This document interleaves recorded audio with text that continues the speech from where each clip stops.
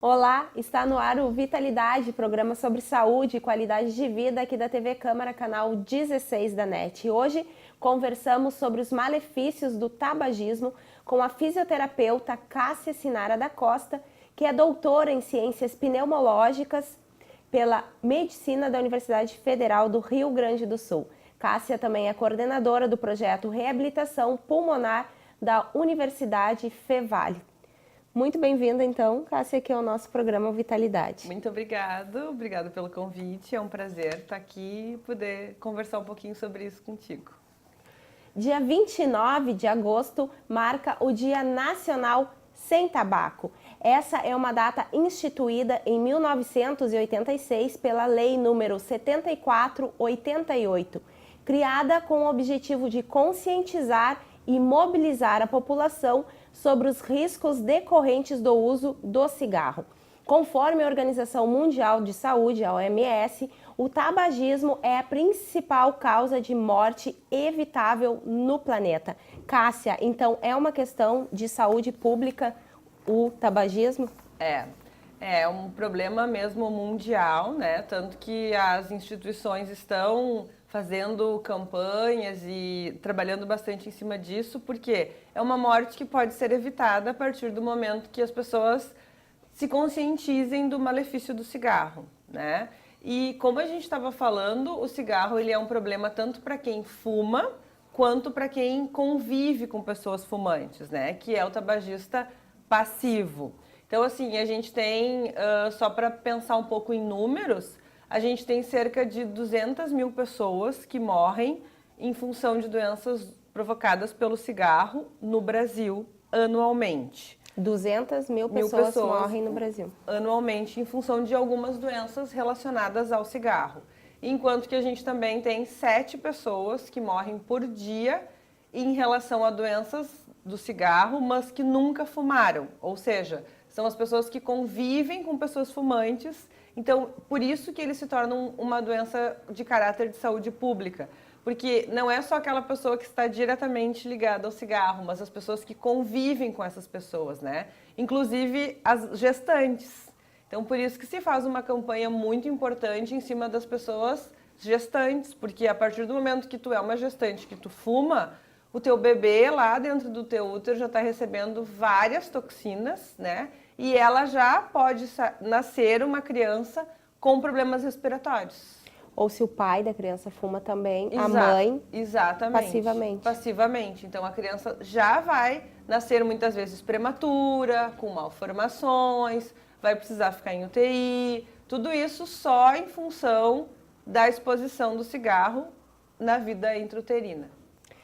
Como você falou, o cigarro está relacionado a uma série de doenças, né? Quais seriam as mais comuns? A gente ouve bastante falar do câncer de pulmão, efizema pulmonar, né, que é mais na tua área, mas outros cânceres e outras doenças que não só respiratórias também estão relacionadas na verdade, ao cigarro? Os cânceres, existem vários, né? Câncer de boca, laringe, esôfago, estômago, todos estão relacionados ao hábito de fumar. Doenças cerebrovasculares, por exemplo, os AVCs, né, os derrames que a gente também ouve falar, a questão de doenças vasculares, então algumas amputações, né, problema de circulação, tem relação com cigarro. Existem várias doenças, não só as respiratórias, doenças cardíacas. Então a gente tem muitas doenças relacionadas ao cigarro, né? Infartos, doenças... Então, existem mais de 50 doenças que têm como fator de risco o consumo do cigarro. Ou agravante? Ou agravante, né? Outra coisa que eu gostaria de perguntar é em relação ao ritmo de vida da pessoa, por exemplo, aos hábitos, né? Se ela associar uma alimentação mais balanceada ou uma alimentação mais rica em gordura, por exemplo, potencializa os males que o cigarro faz? E como tu disseste, assim, na verdade o cigarro entra como um fator de risco para várias outras doenças. Então, dependendo do teu estilo de vida, quanto mais fatores de risco tu tiver, mais chance de ser doente tu vai ter, maior é essa chance. Ou seja, se tu tem uma alimentação ruim, se tu não faz exercício... Sedentário. Isso, então assim, tu vai somando fatores e isso vai te deixar mais doente ou doente mais cedo, né? Então, independente disso, só o cigarro, né? O que a gente chama assim de pack years, ou seja, a quantidade de cigarro que tu fuma por ano já vai te trazer uma potencialidade de uma doença muito grave. Então, o cigarro por si só, ele te potencializa muitas doenças. Claro, se o teu estilo de vida for melhor, comer mais saudável, isso vai ser um fator protetor, né? Mas o cigarro em si, sozinho, ele é um fator causador de doença. E existe, claro, quanto mais se fumar, pior. Mas teria uma medida segura, ah, não, eu fumo só quando eu saio, ou eu fumo, não chego a fumar uma carteira por dia. É que é isso que eu te disse, assim, a lesão, ela é sempre cumulativa. Então, quanto mais anos tu fumar e uma quantidade pequena de cigarro, vai chegar um determinado tempo que tu vai ter uma doença nessa consequência. Ou eu fumo 2 carteiras de cigarro por dia, mas eu fumei 10 anos. Mas tu fumou muito. Então, a quantidade de cigarro é extremamente importante para a gravidade dessa doença. O que a gente sempre recomenda? Tentar parar de fumar o mais cedo possível. O que se tem os estudos? Aquelas pessoas que param entre os 35 e 40 anos e conseguem melhorar a qualidade de vida com hábitos saudáveis, teoricamente eles vão ter a mesma expectativa de vida de pessoas que nunca fumaram, né? Claro que não aquela pessoa que tem gente que a gente vê que fuma desde os 7 anos, aí dos 7 aos 35 são 20 e poucos anos de cigarro, né? Mas o que a gente sabe é quanto menos tempo tu fumar, e quanto antes tu te dá conta da importância do abandono do tabagismo, melhor tu consegue diminuir, então, essa lesão que o cigarro fez. Nós temos diversas campanhas, né, no próprio verso do cigarro, né? Tem dias, tem agora o dia 29 de agosto, né, que marca o Dia Nacional, temos o Dia Internacional. Por que as pessoas ainda fumam, né? Não é somente uma questão cultural, tem várias substâncias que causam dependência. Isso, então assim, durante muitos anos o hábito de fumar, né, o tabagismo era uma coisa de status, assim, é um empoderamento, que primeiro começou pelo homem, né, que ele era... que era uma coisa de autoafirmação do machismo, fumar. Depois, lá pela década de 70, 80, veio a questão feminina, então a mulher também tinha esse empoderamento. Então a gente teve, numa determinada época, homens e mulheres fumando numa mesma quantidade. E agora a gente conhece todos esses malefícios do cigarro e sabe que as pessoas fumam por quê? Porque no cigarro existem muitas substâncias que causam dependência química. Por isso que se tornou uma doença, o tabagismo, que é assim que a gente chama, né? Que antes não era considerado uma doença. O que a gente diagnosticava antes eram doenças relacionadas ao hábito de fumar. Mas o hábito de fumar não era uma doença, e sim, como tu mesmo comentaste antes, o enfisema, o câncer. Agora a gente sabe que o hábito de fumar é uma doença, o tabagismo é uma doença, então ela tem que ser encarada como uma pessoa doente, porque ela tem substâncias que vão viciar o paciente. Então ele tem que ser tratado como uma doença, né? E esse tratamento muitas vezes envolve medicação, envolve acompanhamento de profissionais, enfermeiros, psicólogos, médicos, porque é uma doença. Então as pessoas não param de fumar muitas vezes em função de que elas não conseguem, realmente pela dependência que o cigarro causa. Você que trabalha diretamente, né, com um programa de reabilitação pulmonar, como que o tabagismo ele prejudica o pulmão? É que essas toxinas, acontece, né, com o que pulmão? essas toxinas todas vão se depositando no pulmão. E o pulmão tem as áreas que fazem a troca, né, de oxigênio, de gás carbônico. Então, essas áreas são comprometidas, elas são destruídas pelo cigarro. Então, o paciente vai sentindo, com o passar dos anos, a falta de ar. Por quê? Porque o pulmão se torna menos eficiente, ele tem menos áreas de troca de oxigênio e de gás carbônico. Então isso faz com que o paciente sinta falta de ar. E essa falta de ar vai desde o que a gente chama de grande, média e pequenos esforços, ou seja, aquele paciente começa a sentir falta de ar quando sobe uma lomba, né? Então ele não vai subir a lomba. Então ele vai sentir falta de ar quando ele caminha no plano. Então ele não caminha mais. Então ele vai sentir falta de ar quando ele faz atividades do dia a dia. Então ele vai cada vez sentindo mais falta de ar. Por quê? Porque existem menos áreas do pulmão funcionantes. E isso, mesmo depois de parar de fumar, essas áreas não são mais recuperadas. A gente não consegue mais que esse pulmão volte a funcionar como ele funcionava antes. Então é mito a história de que se eu praticar algum tipo de atividade física, mesmo sendo fumante, eu posso anular os efeitos negativos do cigarro. É mito. Na verdade, o exercício físico ele tem um efeito protetor em várias outras doenças, ele vai te dar um condicionamento físico melhor, a parte imunológica também melhor, mas aquela lesão pulmonar, ela vai se manter. A gente não consegue recuperar só com um transplante pulmonar, né? Tu tira aquele pulmão e coloca um pulmão novo. E as consequências disso são efizema pulmonar, bronquite, que outras doenças? Câncer de pulmão, né? E são mais ou menos essas, assim, o enfisema, a bronquite, a DPOC, que a gente chama, né? Que são as doenças pulmonares obstrutivas crônicas causadas pelo cigarro. Mais ou menos essas doenças que são mais relacionadas ao consumo do cigarro. Estamos chegando ao final do nosso primeiro bloco, então. Hoje conversamos sobre tabagismo com a fisioterapeuta Cássia Sinara da Costa, que é doutora em Ciências Pneumológicas pela Medicina da Universidade Federal do Rio Grande do Sul. Nós vamos para um breve intervalo e voltamos já.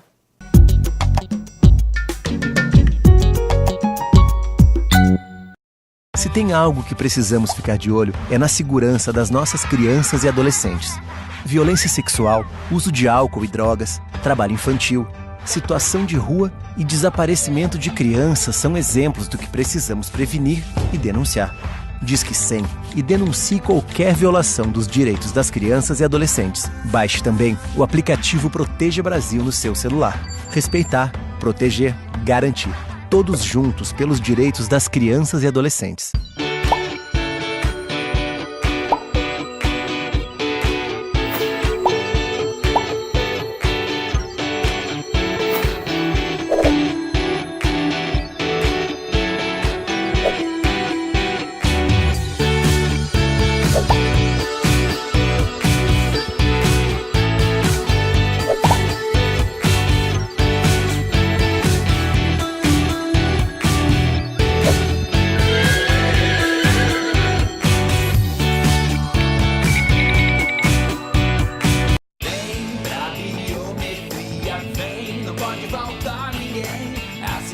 Está na ponta do seu dedo também. A digital de cada um faz a diferença bem. Você escolhe a dedo e vota muito bem. Por isso mesmo não pode faltar ninguém. Vem pra biometria, vem. Acesse o site da Justiça Eleitoral e se informe sobre a biometria do seu estado.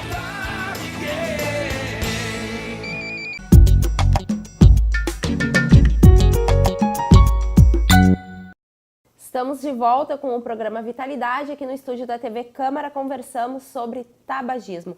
A Cássia, então, é coordenadora do projeto de reabilitação pulmonar aqui da Universidade Fevale. Que realidade você percebe e que tipo de pessoas são encaminhadas, então, para participar desse projeto que é da Universidade Fevale? Então a gente tem, né, um breve histórico. Eu tenho o projeto há 15 anos já, a gente já reabilitou e beneficiou mais de 600 pacientes, então tanto de Novo Hamburgo como da região do Vale do Rio dos Sinos, né, a gente tem vários pacientes de Ivoti, Dois Irmãos, é o único projeto de reabilitação pulmonar da região. O perfil dos pacientes, então, eles chegam sempre com um encaminhamento médico. A reabilitação pulmonar hoje ela é considerada o principal tratamento não farmacológico para os pacientes com doenças respiratórias crônicas, né? os pacientes chegam com um encaminhamento e lá a gente tem uma equipe interdisciplinar, composta por fisioterapeuta, nutricionista, educador físico e psicólogas. Então eles vão ser... E o pneumologista que avalia eles no início do programa. Eles são acompanhados, então, durante 12 semanas, né, 3 vezes por semana. Eles vão lá segunda, quartas e sextas pela manhã.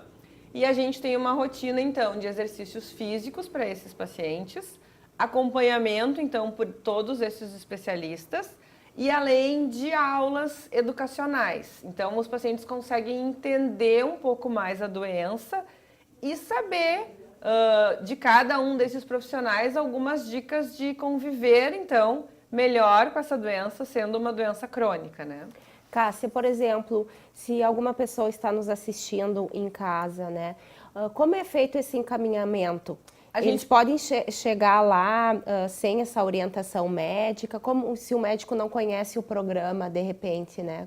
A gente sempre pede para ser encaminhado pelo médico, porque é uma intervenção, né? A gente vai trabalhar com o paciente, então a gente sempre quer que o médico responsável por esse paciente saiba o que ele está fazendo, né? Até porque às vezes ele pode ter alguma contraindicação. Então a gente sempre pede um encaminhamento médico, que pode ser um pneumologista ou um médico clínico que acompanhe esse paciente.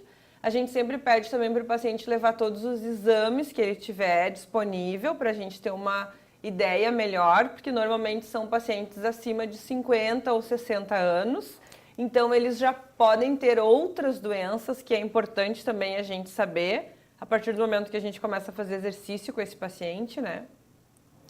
E eles têm alguma doença, geralmente já associada ao tabagismo, então, né? Sim. Eles não são pessoas que querem deixar de fumar simplesmente. Não, eles normalmente, a grande maioria deles, hoje em dia eu recebo 80% a 90% dos pacientes já deixaram de fumar, né?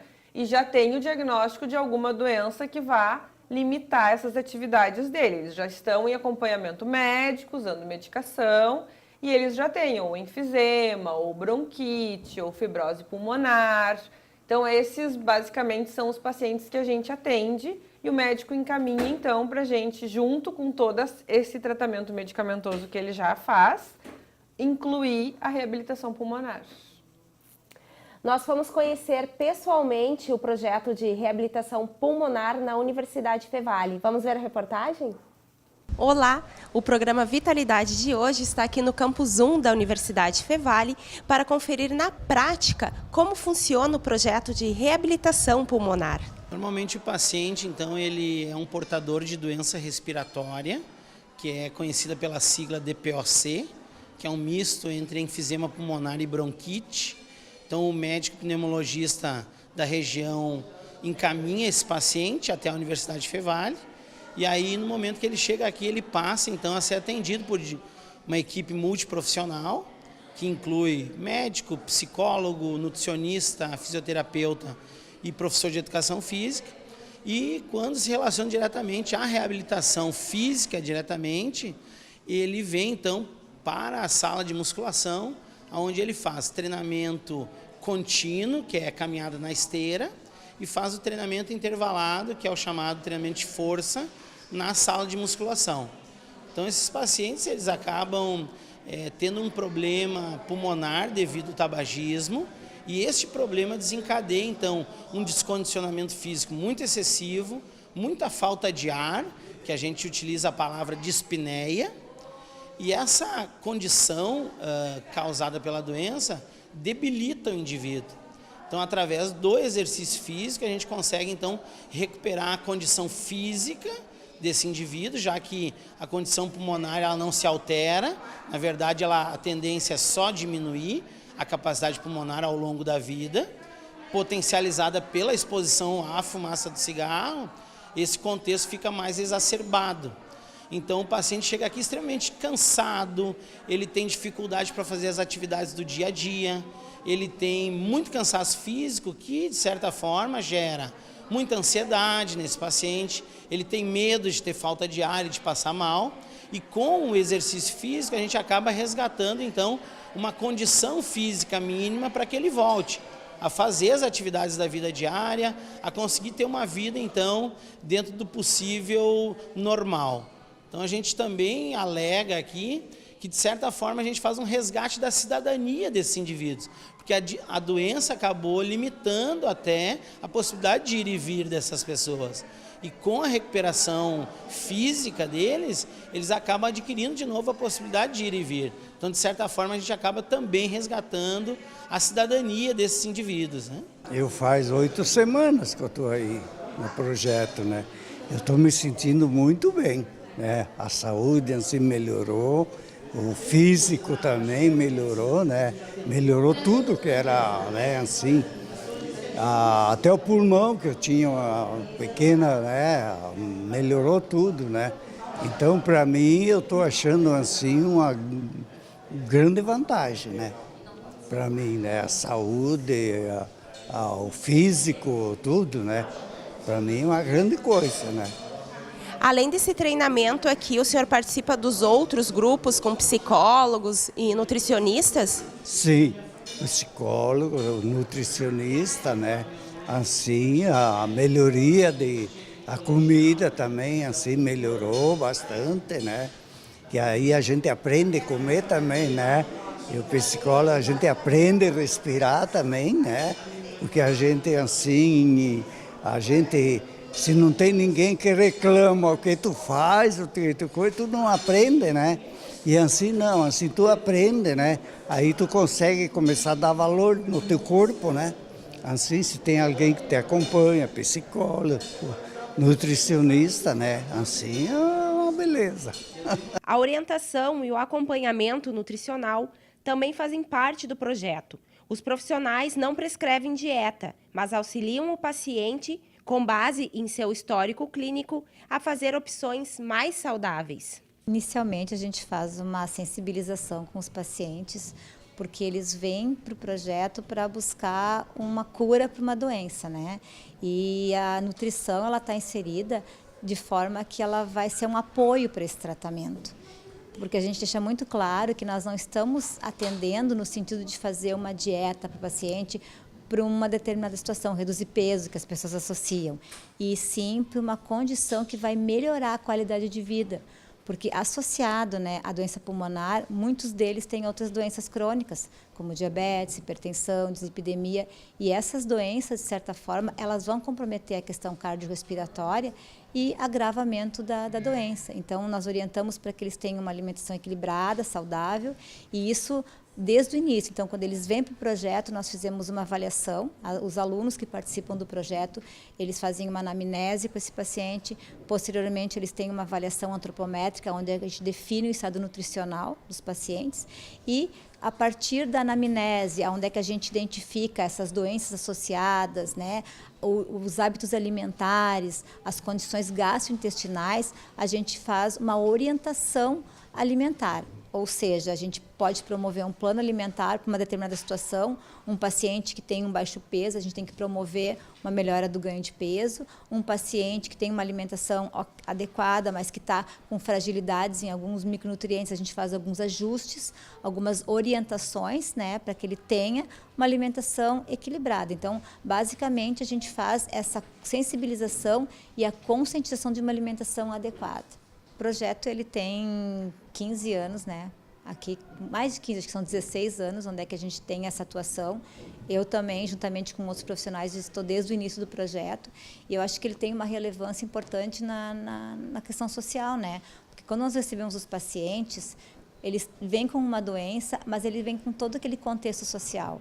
Então, a gente promove um momento para eles que eles têm um espaço, além de tratamento da doença, de escuta. E isso a gente escuta muito dos pacientes, que é o fundamental, que a cura deles não se dá apenas por um medicamento, né? Mas e sim pela atenção global na condição dele. Eu acho que isso é fundamental para o tratamento. A equipe multidisciplinar também é formada pela psicologia, que exerce papel fundamental na luta contra a ansiedade e a depressão. A gente se organizou desde os anos 2000 até 2002, planejando o projeto multidisciplinar, e a psicologia entra com um olhar interdisciplinar, né? Em aproximar as disciplinas que trabalham com os pacientes com doença pulmonar obstrutiva e crônica. Então, a ideia é que esses pacientes possam vir para o projeto e, durante 12 semanas, ter uma melhora do ponto de vista físico e emocional, né? Olhando o sujeito como um todo.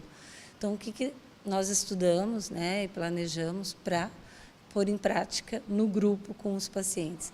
Que eles possam perceber o quanto que a doença faz com que eles caminhem menos, saiam menos, passem a ter muito medo de sentir falta de ar, e quanto menos eles saem, menos caminham, menos fazem atividades, mais eles perdem a capacidade respiratória. Então, eles vão desenvolvendo muito medo, né? Alguns até um quadro de pânico em relação à dispneia, à falta de ar. Ficando em casa parado, aumenta a falta de ar e aumenta a ansiedade. Então, muitas vezes, eles não se dão conta que a falta de ar que estão sentindo é mais um quadro de ansiedade gerado, né, em função dessa falta de ar, do que a própria dispneia, né, essa falta de ar em si. Então, a gente vai trabalhando com eles técnicas de relaxamento, né, para que eles possam, de novo, se apropriar deles enquanto um corpo, né, físico, psíquico, né, corpo, mente funcionando juntos, e voltando, então, a sair, voltando a se divertir com a família, fazer atividades, ainda que de forma diferenciada, mais devagar, mas sem deixar de fazer. E também saber lidar com a falta de ar quando ela acontece, sem deixar que a ansiedade tome conta. Os sintomas de ansiedade costumam ser falta de controle, né? Medo de perder o controle, medo de morrer. Então, sentem muita tontura, o corpo tremer, como se o chão fosse se abrir, eles fossem cair, suor quando não está quente. Então, eles têm vários sintomas que se aproximam, né, dos quadros de ansiedade, que pessoas que não têm doença pulmonar também sentem, né, sem ter uma doença. Então, a gente pode dizer que a doença pulmonar, ela potencializa esses sintomas de ansiedade, tornando o sujeito alguém que tem medo, então, de sair, de sentir todas essas coisas ruins, e passa a ficar em casa. Bom, aí o quadro de depressão vem, né, a se agravar quando já existia anterior à doença, ou então começam a aparecer os sintomas depressivos, pelo isolamento social, começa a ter medo de tomar decisões, começa a ter sentimentos de desvalia, e então vai ficando desanimado quanto ao seu futuro, vai se sentindo triste, muitas vezes vai se sentindo punido, se for o caso do tabagismo, por ter fumado, e isso vai fazendo com que a pessoa também não use os medicamentos de forma correta, porque ela está desanimada quanto ao futuro dela. Então, o grupo, além de trabalhar a importância, né, das emoções, junto à recuperação do paciente com doença pulmonar, vai trabalhar a importância do que os médicos, os pneumologistas receitam da medicação, que é tomá-la com a frequência indicada, que quando o sintoma melhorar, continue tomando, são remédios de uso contínuo, que eles têm que seguir as orientações do médico. Trazemos farmacêuticos, muitas vezes colegas, né, na instituição, para fazer grupos, também trabalhando essa educação em saúde. Então, a gente fala em psicoeducação em saúde, que é o paciente saber também ter um controle sobre a sua saúde, que ela não está só na mão do médico, do enfermeiro, do fisioterapeuta, do psicólogo, mas também é um momento em que, durante 12 semanas, ele adquire este controle, né, para que ele possa manter o que ele ganha aqui. Acabamos de assistir a reportagem que buscou mostrar na prática como funciona o projeto de reabilitação pulmonar da Universidade Fevale. Cássia, então, você como coordenadora desse importante projeto, né, qual é a importância, novamente, então, dele ser abordado de uma forma integrada por uma equipe multidisciplinar? Como eu disse, assim, então, a grande maioria desses pacientes chegam até nós também já com outras doenças, né? Então, a equipe faz esse cuidado também com outras doenças junto, e a gente faz uma intervenção global desse paciente, com a questão de alguma dica alimentar, algum acompanhamento psicológico, a gente faz grupos de orientação para esses pacientes, a questão de educação e saúde, a questão de como ele deve usar a medicação, no sentido de que eles usam muitas bombinhas, e às vezes eles não sabem como usar, né? Então, a equipe também faz todo esse acompanhamento em cima de como está o paciente, como ele está evoluindo. Então, junto com os professores, também é bem importante a gente trabalhar com os alunos. Então, os alunos da graduação, da pós-graduação, desses cursos, atuam conjuntamente com os professores e eles também vão aprendendo, então, como botar em prática toda essa questão que eles aprendem em sala de aula, né? Então, isso também é bem importante porque a universidade faz esse trabalho com a comunidade, mas os alunos também são beneficiados porque eles conseguem essa aproximação da teoria com a prática, né? É bem importante isso também para nós. A psicóloga ela frisou durante a reportagem que acabamos de ver, né, que muitos pacientes desenvolvem depressão ou mesmo ansiedade pela situação em que se encontram, por não conseguir respirar. Esse apoio psicológico é fundamental dentro do projeto? Eles têm um momento de integração para compartilhar? Sim, na verdade eles têm o grupo de apoio da psicologia, que é um grupo que acontece fixo nas sextas-feiras de manhã, onde eles têm esse espaço, então, para conversar, falar sobre algumas coisas que estão angustiando eles nesses momentos. E a universidade também existe as clínicas de apoio. Então, quando a gente precisa de um acompanhamento mais próximo desse paciente, a gente encaminha esses pacientes para a clínica de psicologia, para a clínica de nutrição. Enfim, esses pacientes conseguem ser melhor monitorados por nós, né? Além do programa ali na segunda, quarta e sexta de manhã. Voltando a falar um pouquinho do tabagismo, né? Muitas pessoas acreditam que fumam para passar a ansiedade, né? Mas na verdade o consumo do cigarro ele acaba aumentando essa sensação. Exatamente. Então assim, a gente também tem essas duas coisas. Às vezes a gente pega os pacientes que estão ali naquela fase inicial de abstinência, né? Que recém estão parando de fumar. Então, essa ansiedade vem com muita ênfase e isso, às vezes, acaba atrapalhando eles nessa evolução do programa de reabilitação, né? Então, eles também, a gente tem uma parceria bem importante com o pessoal lá da Casa de Vacina, que lá tem o programa nacional aqui de Novo Hamburgo, fica centralizado lá na Casa de Vacina, onde a prefeitura faz todo um acolhimento e um grupo de apoio aquelas pessoas que querem parar de fumar. Então, elas fazem encontros semanais e aí depois esses encontros vão se ampliando um pouco mais, né? A cada 2 semanas, a cada 1 mês, com esse objetivo. Esse grupo também é interdisciplinar, tem o enfermeiro, o médico e o psicólogo, que vão orientar as pessoas e vão muitas vezes medicar quando se faz necessário, para eles conseguir realmente parar de fumar. E aí, nesse meio tempo, muitas vezes eles também acabam sendo encaminhados para nós, porque aí a gente faz toda essa questão de educação e saúde, reforça toda a importância deles e os benefícios que eles vão ter se eles pararem de fumar. E esse realizado na Casa de Saúde é inteiramente pelo Sistema Único de Saúde, pelo SUS. Isso. E o nosso programa também não tem custo nenhum, né? Sim. Ele é um projeto social, então, fomentado pela instituição e em parceria com a prefeitura nessa questão de encaminhar os pacientes para nós. Então, para parar de fumar, o ideal é procurar a Casa de Vacina. Isso. Se já tem algum problema relacionado a alguma doença pulmonar, por exemplo, pode procurar a Fevale. Onde? A gente está lá no Campus 1, no Leafes, né? Segunda, quartas e sextas pela manhã. Pode ligar para o telefone geral da Fevale e falar com 7133, que é o nosso ramal lá, ou mandar e-mail para o Fale com a Fevale, enfim, né? A gente sempre tenta ou ir pessoalmente conversar comigo lá. Porque de repente alguém esteja nos assistindo, não tem ainda um encaminhamento, mas gostaria de ter mais informações. Pode procurar o grupo. Isso, pode procurar o grupo. Nós estamos sempre segunda, quartas e sextas de manhã lá no Campus 1, né? O prédio antigo da Fevale. Pode acompanhar, a gente conversa, a gente mostra o programa. É sempre importante também o paciente saber o que vai acontecer e o que ele vai fazer, né, dentro do programa. E a gente orienta direitinho como chegar até lá. e como você falou, não é um programa por tempo indeterminado, Não, né? porque o que acontece? A gente sabe que existem os protocolos de reabilitação pulmonar, né?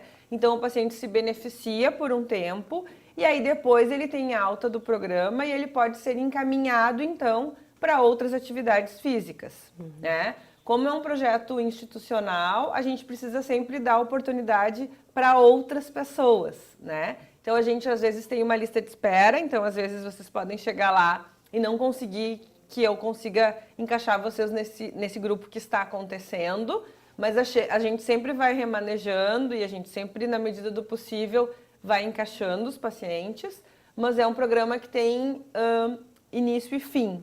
Então tudo isso também a gente prepara no grupo da psicologia.